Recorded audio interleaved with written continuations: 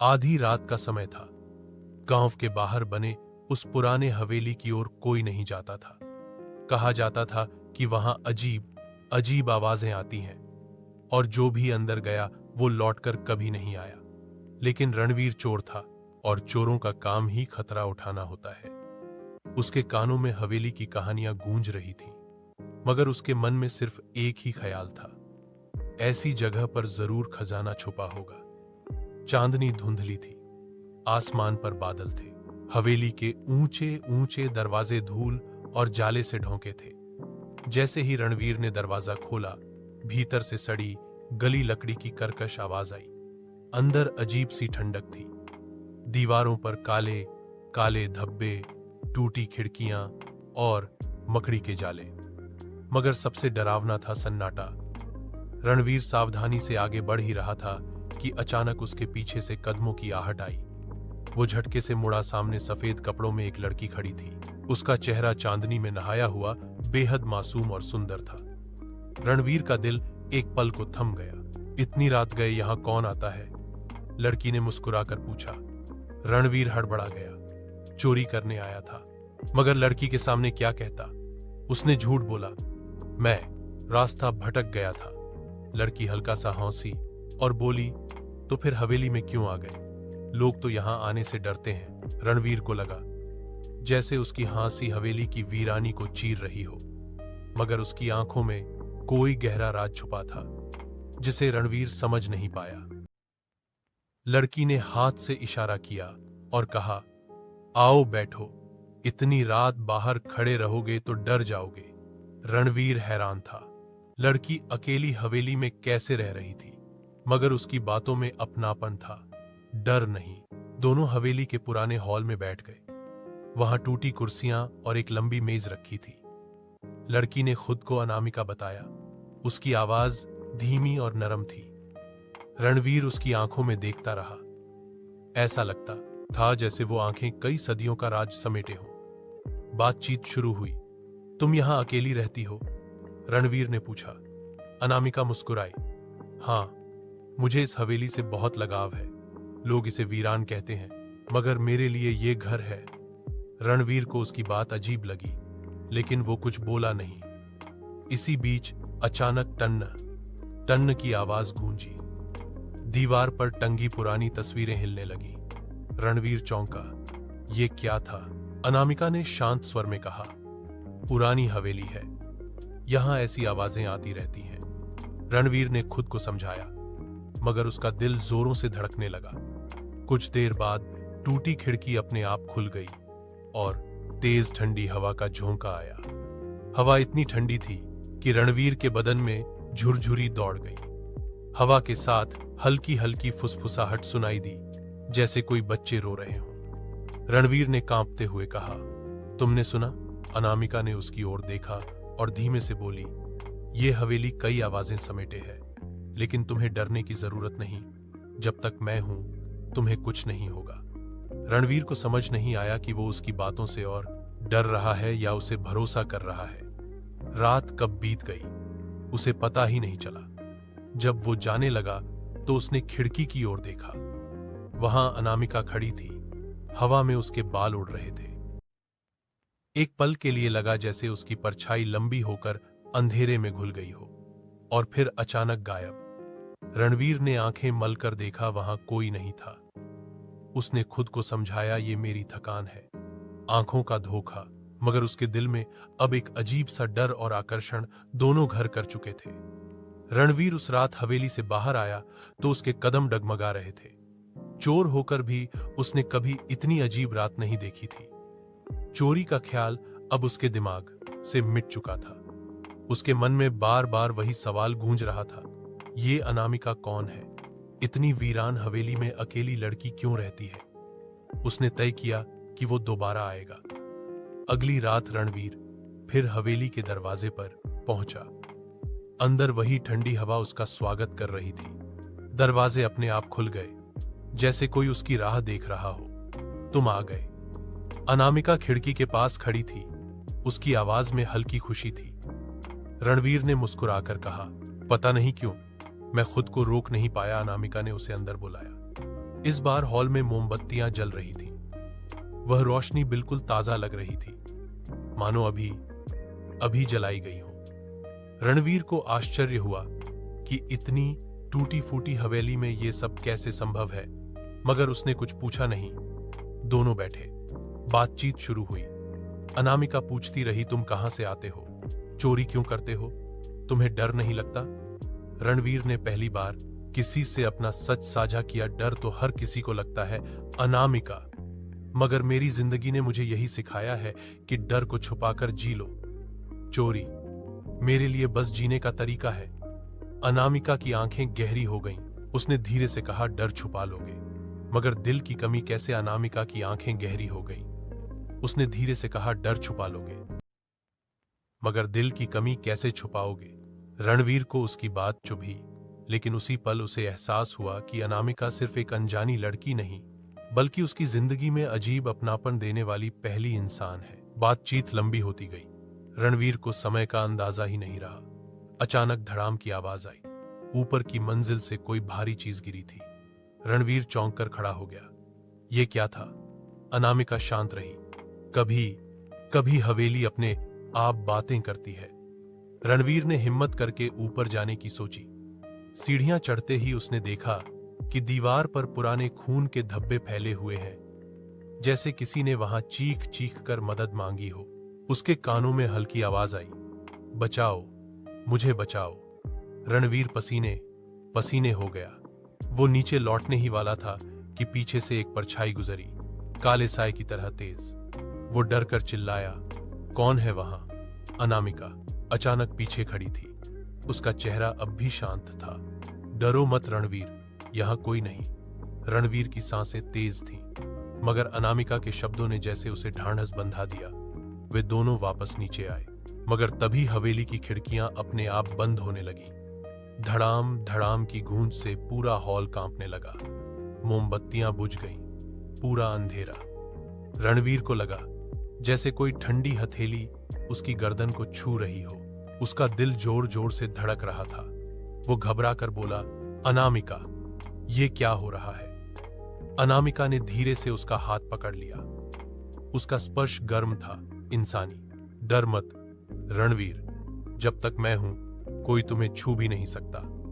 उसका स्वर इतना भरोसेमंद था कि रणवीर ने आंखें बंद कर ली। अंधेरा धीरे धीरे शांत हुआ। खिड़कियां अपने आप रुक गईं। जब रणवीर ने आंखें खोलीं तो देखा कि अनामिका अब भी उसका हाथ थामे हुए थी। उसके होंठों पर हल्की मुस्कान थी, मगर आंखों में गहरी उदासी। उस रात रणवीर घर लौटा तो डर से ज्यादा उसके मन में अनामिका का चेहरा था। एक अनजानी लड़की, एक रहस्यमयी हवेली और अजीब सी मोहब्बत की शुरुआत। उस रात रणवीर फिर हवेली पहुंचा। अब यह उसकी आदत बन चुकी थी। जैसे ही वो भीतर आया, अनामिका हमेशा की तरह खिड़की के पास खड़ी थी, मानो उसकी राह देख रही हो। तुम आ गए। अनामिका की मुस्कान ने हवेली की वीरानी को फिर से रोशन कर दिया। रणवीर ने कहा, मुझे लगता है जैसे तुम मुझे बुलाती हो। तुम्हारे बिना अब चैन नहीं मिलता। अनामिका की आंखें चमक उठीं, मगर उसी पल हवेली की ऊपरी मंजिल से कर्कश चीख गूंजी। रणवीर कांप गया। ये आवाज किसकी थी? अनामिका कुछ पल चुप रही, फिर बोली, इस हवेली में कई आवाजें कैद हैं, तुम सिर्फ मेरी सुनो। रणवीर को उसकी बात समझ नहीं आई, लेकिन उसकी मासूमियत ने सवाल दबा दिए। दोनों साथ बैठ गए। बातचीत के बीच अचानक दीवार पर टंगी तस्वीरें खुद जमीन पर गिर पड़ी। कांच चटकने की आवाज इतनी तेज थी कि रणवीर का दिल उछल गया। उसने देखा, टूटे शीशे में एक काली परछाई हिल रही थी, लंबी, डरावनी, लाल चमकती आंखों वाली। अनामिका, तुमने देखा? रणवीर की आवाज कांप रही थी। अनामिका ने धीमे स्वर में कहा, मत देखो रणवीर, वो तुम्हारे लिए नहीं है। बातचीत के बीच अनामिका ने रणवीर से अचानक पूछा, अगर कोई तुम्हें चोट पहुंचाने लगे तो क्या तुम मेरे लिए लड़ोगे? रणवीर ने उसका हाथ पकड़ लिया। उसे महसूस हुआ कि जैसे अनामिका की हथेलियों से एक गर्मी उसकी रगों में दौड़ रही हो, ऐसी गर्मी जो उस ठंडी हवेली में उसे जिंदा रखे। बातचीत के बीच अनामिका ने रणवीर से अचानक पूछा, अगर कोई तुम्हें चोट पहुंचाने लगे तो क्या तुम मेरे लिए लड़ोगे? रणवीर हैरान हुआ। यह कैसा सवाल है? अनामिका बस मुस्कुरा दी, मगर उसकी आंखों में एक छुपा हुआ डर साफ झलक रहा था। उसी पल हवेली की सभी खिड़कियां एक साथ खुल गईं। तेज आंधी का झोंका आया, मोमबत्तियां बुझ गईं। हॉल अंधेरे में डूब गया। रणवीर ने महसूस किया कि कोई उसके चारों तरफ घूम रहा है। फर्श पर खुरचने जैसी आवाजें, किसी के नाखून घसीटने जैसी, कुर्र रर्र। अचानक उसके कंधे पर किसी ने बर्फ जैसी ठंडी हथेली रख दी। वो चीख पड़ा, अनामिका। अनामिका ने तुरंत उसका हाथ पकड़ा और अपनी ओर खींच लिया। मत डरो, जब तक मैं हूं कुछ नहीं होगा। रणवीर ने अंधेरे में बस उसकी आंखों की हल्की चमक देखी। वो चमक डरावनी नहीं थी, बल्कि ऐसे थी जैसे कोई दीपक अंधेरे में उम्मीद बनकर जल रहा हो। धीरे धीरे आंधी थमी, मगर रणवीर ने साफ सुना, अंधेरे से एक आवाज आई थी, अनामिका, तू मेरी है, कोई तुझे मुझसे नहीं छीन सकता। रणवीर सन्न रह गया। कौन था ये? उसने कांपती आवाज में पूछा। अनामिका चुप रही, उसकी आंखों में आंसू चमक रहे थे। रणवीर कुछ समझ नहीं पाया, लेकिन उसने तय किया, अब वो अनामिका को अकेला नहीं छोड़ेगा। उस रात हवेली में अजीब सन्नाटा पसरा हुआ था। रणवीर जैसे ही भीतर आया, देखा कि अनामिका मोमबत्ती के उजाले में बैठी है। उसके चेहरे पर गहरी उदासी थी। रणवीर ने पूछा, क्या हुआ अनामिका? आज तुम इतनी चुप क्यों हो? अनामिका धीरे धीरे बोली, रणवीर, कभी सोचा है अगर मैं तुम्हारी जिंदगी का हिस्सा न रह सकूं तो? रणवीर ने तुरंत उसका हाथ पकड़ लिया। ये कैसे कह सकती हो? अगर तुम न हो तो मेरी जिंदगी का कोई मतलब ही नहीं। अनामिका की आंखें नम हो गईं। कुछ कहना चाहा, मगर होंठ कांप गए। रणवीर ने उसके आंसू पोंछते हुए कहा, अनामिका, मैं कसम खाता हूं, चाहे कैसी भी मुश्किल आ जाए, मैं तुम्हें कभी अकेला नहीं छोड़ूंगा। अनामिका के चेहरे पर हल्की मुस्कान लौट आई, लेकिन उसी पल अचानक दीवार पर टंगा घड़ी का पेंडुलम अपने आप इतनी तेजी से झूलने लगा कि पूरा कमरा ठक ठक ठक की आवाज से गूंज उठा। रणवीर चौंक गया। ये क्या हो रहा है? अनामिका ने बस धीरे से फुसफुसाया। वो फिर आ गया। कमरे की सारी मोमबत्तियां एक झटके में बुझ गईं। हवेली अंधेरे में डूब गई। अचानक सीढ़ियों से किसी के तेज कदमों की आवाज आई, धम धम धम। रणवीर का दिल धड़कने लगा। उसने महसूस किया मानो कोई बहुत भारी चीज सीढ़ियों से उतर रही हो। जैसे ही वो नजदीक आया, अंधेरे में लाल चमकती आंखें दिखी।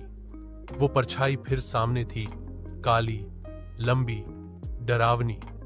उसकी भारी आवाज गूंजी, अनामिका, तू सिर्फ मेरी है, ये इंसान तुझे मुझसे नहीं छीन सकता। रणवीर ने हिम्मत जुटाकर चिल्लाया, कौन है तू? सामने आ। अचानक वो परछाई रणवीर की ओर झपटी। उसकी ठंडी हवा ने रणवीर को फर्श पर गिरा दिया। उसका गला जकड़ने की कोशिश की। रणवीर तड़प रहा था, सांसें रुक रही थी। तभी अनामिका ने जोर से चीखते हुए कहा, रुको, इसे हाथ मत लगाना। उसकी आवाज ऐसी गूंजी कि पूरा हॉल हिल उठा। परछाई कुछ पल के लिए पीछे हट गई। रणवीर ने हांफते हुए अनामिका की ओर देखा। वो उसके सामने ढाल बनकर खड़ी थी। अनामिका ने रणवीर का हाथ थामते हुए कहा, रणवीर, चाहे कुछ भी हो जाए, तुम बस मुझ पर भरोसा रखना।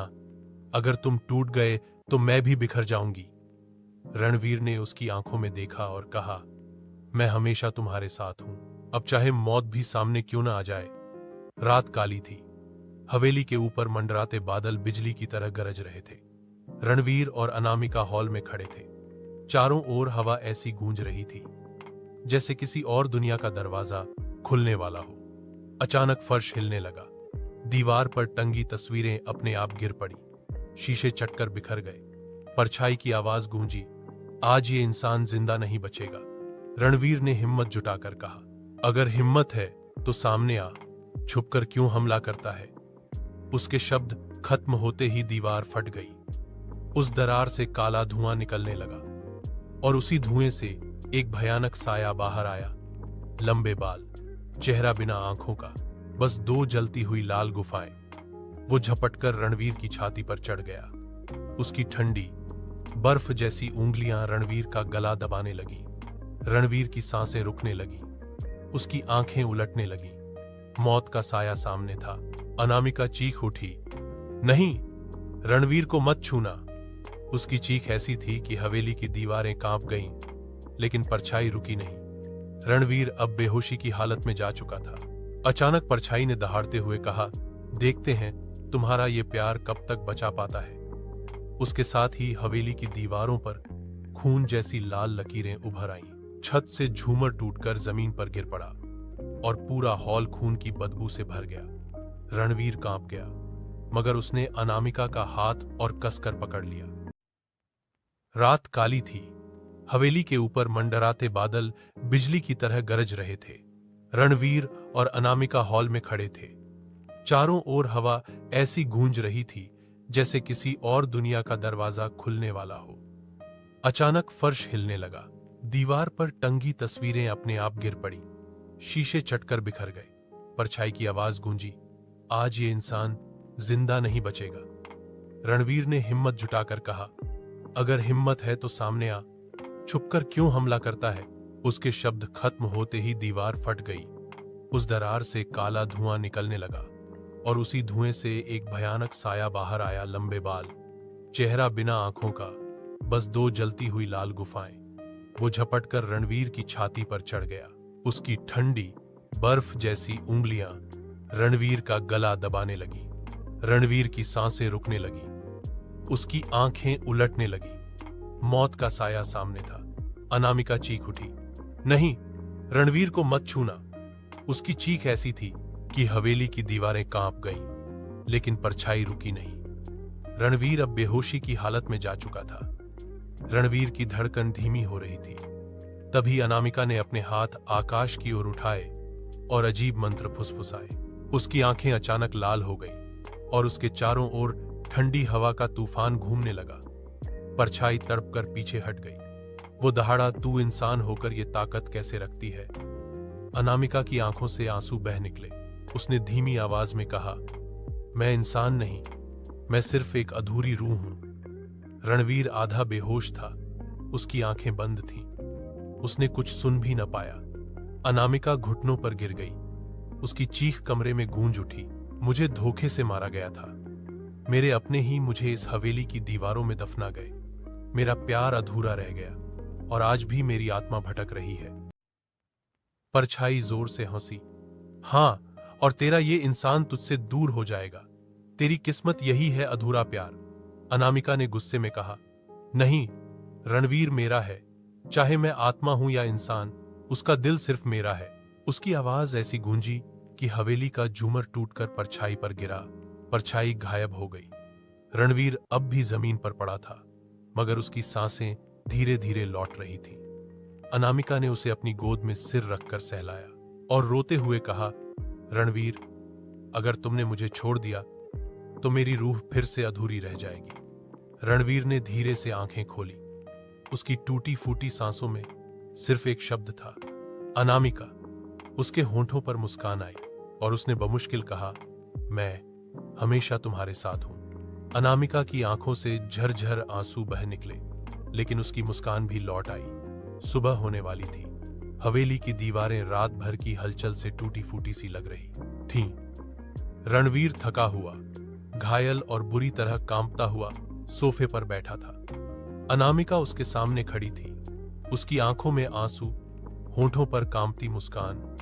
रणवीर ने धीरे से कहा, अनामिका, अब मुझे सब सच बता दो।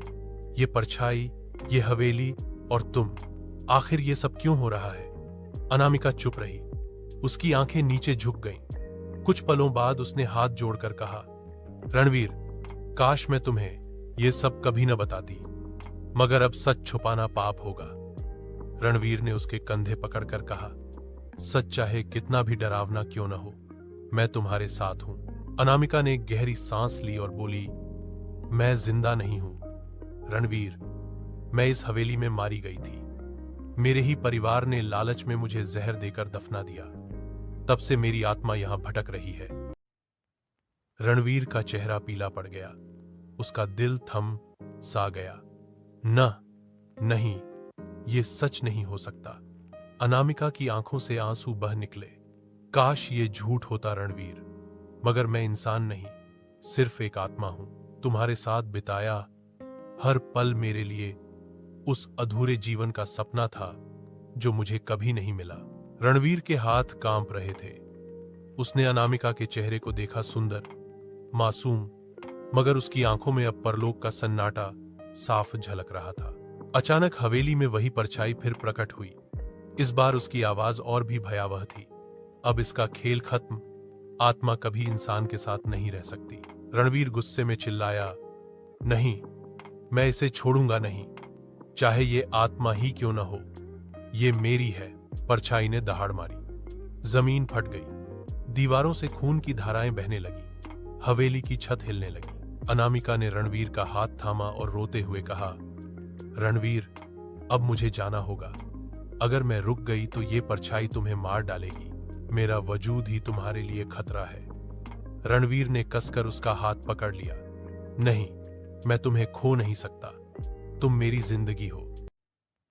अनामिका की आंखों से खून जैसे आंसू टपक पड़े। रणवीर, अगर वाकई मुझसे प्यार करते हो तो मुझे मुक्त कर दो। रणवीर की आंखों में आंसू भर आए। उसने धीरे से कहा, अगर तुम्हारी रूह को शांति मिलती है तो मैं ये दर्द सह लूंगा। अनामिका मुस्कुराई। उसने रणवीर के माथे को चूमा और फुसफुसाई, तुम्हारा प्यार ही मेरी मुक्ति है। जैसे ही उसने ये कहा, उसकी देह धीरे धीरे धुंध में बदलने लगी। उसकी परछाई फीकी पड़ गई। कुछ ही पलों में वो हवेली की खिड़की से आती सुबह की किरणों में घुल गई। रणवीर खाली हाथ लिए वहीं बैठा रह गया। आंखों से आंसू बहते रहे। हवेली का सन्नाटा लौट आया। परछाई कहीं गायब हो गई थी। सिर्फ दीवारों में गूंजती एक आखिरी आवाज सुनाई दी, धन्यवाद रणवीर, तुमने मेरी रूह को आजाद कर दिया।